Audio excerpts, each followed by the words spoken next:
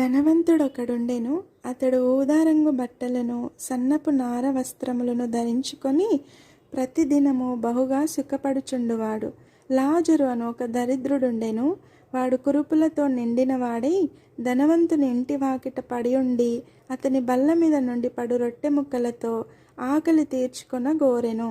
అంతేకాక కుక్కలు వచ్చి వాని కురుపులు నాకెను. ఆ దరిద్రుడు చనిపోయి దేవదూతల చేత అబ్రహాము రొమ్మున ఆనుకొనుటకు కొనిపోబడెను. ధనవంతుడు కూడా చనిపోయి పాతిపెట్టబడెను. అప్పుడతడు పాతాళములో బాధపడుచు కన్నులెత్తి దూరము నుండి అబ్రహామును అతని రొమ్మున ఆనుకొని ఉన్న లాజరును చూచి, తండ్రివైన అబ్రహామా, నాయందు కనికరపడి తన వ్రేలి కొనను నీళ్లల్లో ముంచి నా నాలుకను చల్లార్చుటకు లాజరును పంపుము. నేను ఈ అగ్ని జ్వాలలలో యాతన పడుచున్నానని కేకలు వేసి చెప్పెను. అందుకు అబ్రహాము, కుమారుడా, నీవు నీ జీవిత కాలమందు నీకిష్టమైనట్టు సుఖము అనుభవించితివి, అలాగుననే లాజరు కష్టము అనుభవించనని జ్ఞాపకము చేసుకొనుము.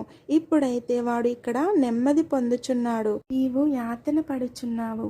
అంతేకాక ఇక్కడ నుండి మీ యొద్దకు దాటగోరువారు దాటి పోజాలకుండునట్లును, అక్కడి వారు మా యొద్దకు దాటి రాజాలకుండునట్లును మాకును మీకును మధ్య మహా అగాధముంచబడి ఉన్నదని చెప్పెను.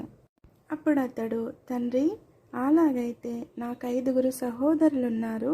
వారును ఈ వేదనకరమైన స్థలమునకు రాకుండా వారికి సాక్ష్యం ఇచ్చుటకై నా తండ్రి ఇంటికి వారిని పంపవలెనని నిన్ను వేడుకొనుచున్నాను అనెను. అందుకు అబ్రహాము, వారి యొద్ద మోషేయు ప్రవక్తలను ఉన్నారు, వారి మాటలు వినవలెనని అతనితో చెప్పగా, అతడు, తండ్రివైన అబ్రహామా, అలాగు అనవద్దు. మృతులలో నుండి ఒకడు వారి యొద్దకు వెళ్ళిన ఎడల వారు మారు మనస్సు పొందుదురని చెప్పెను.